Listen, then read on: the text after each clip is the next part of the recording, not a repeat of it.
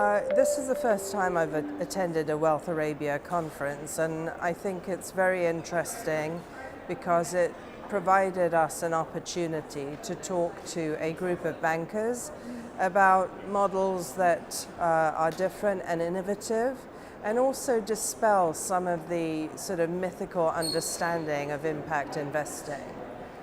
Often bankers and investors, when you talk about impact investing, they think very much around granting and not getting a return on it. There are a vast number of impact investment vehicles out there, and there are some that are very high performance, that give great business returns, but also give the social impact, such as the one that I described on the panel.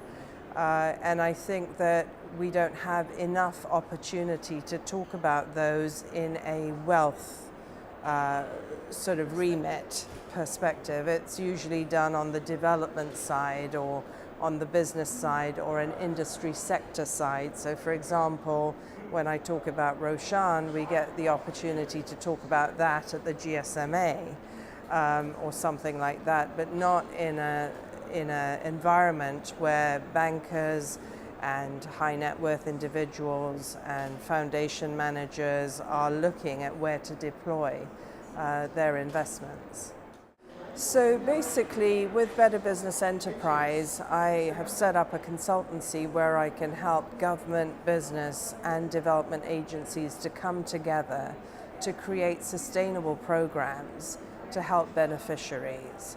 So an example is a development agency called Mercy Corps, who I represent in the region, and they have a program called Invest, which is working in Afghanistan, and what they do is they go out to small and medium-sized enterprises and they ask them what skill sets are required for the next 5 or 6 years.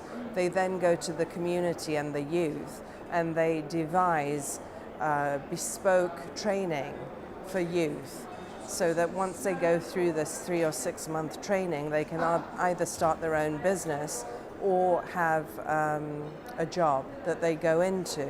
They've been doing this for 3 years. 17,500 people have been through it, 5,200 of them women.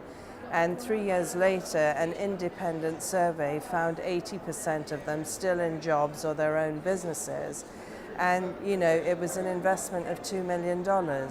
So I think the ability to be able to sit with these different agencies and, you know, garner their skill sets together so that we can bring together a positive program that benefits from the combined skill sets and doesn't have, you know, sort of the investor have the heavier hand or the not-for-profit have the lighter hand.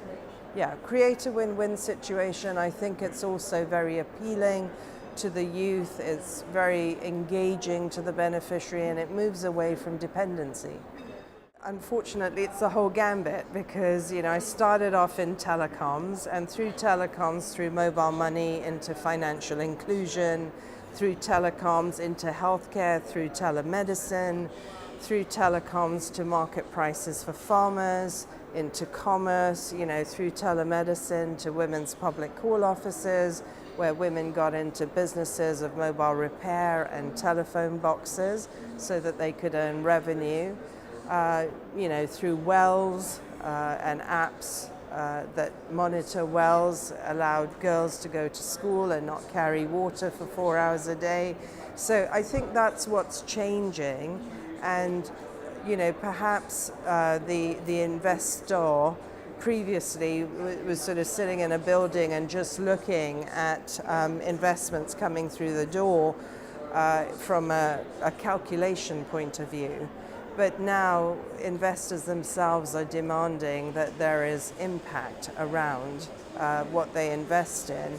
And so I think it's time now that mainstream investors, because obviously we wouldn't have been able to do what we do if there were no investors doing this, that, you know, there's the sort of first in line investors that have got this.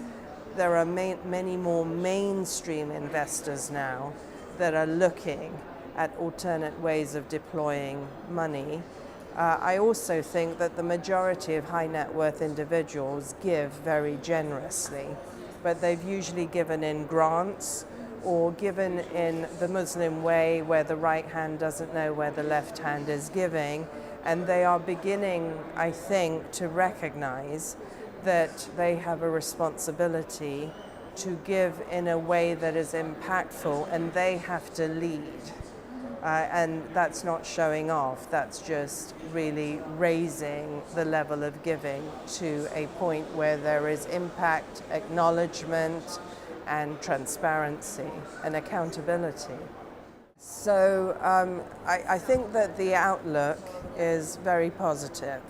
I was just describing to somebody that I have 2 children that are millennials who have gone to extremely good universities and who have been offered traditional jobs at very high packages, who have gone towards social enterprise as an alternative.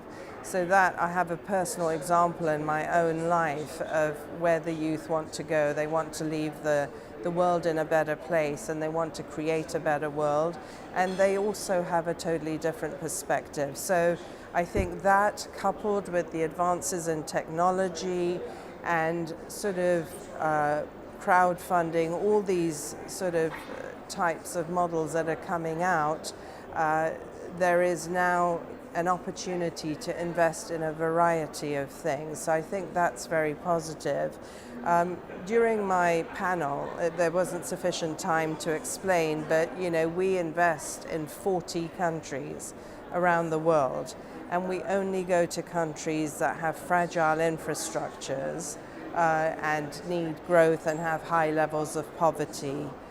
So, Kyrgyzstan, Afghanistan, Pakistan, Tajikistan, Bangladesh, Africa, West Africa, all these places are on our list, and sectors are power, financial inclusion, industrial promotion services, which are all the manufacturing, agri, social infrastructure, aviation, media. And hospitality. So, one of the sort of mindsets of His Highness the Aga Khan, who is sort of the founder of the Aga Khan Fund for Economic Development, is that, if you're going to have socioeconomic growth and you're going to build middle classes and you're going to develop countries, then you need a way to get there. You need a place to stay. You need access to finance.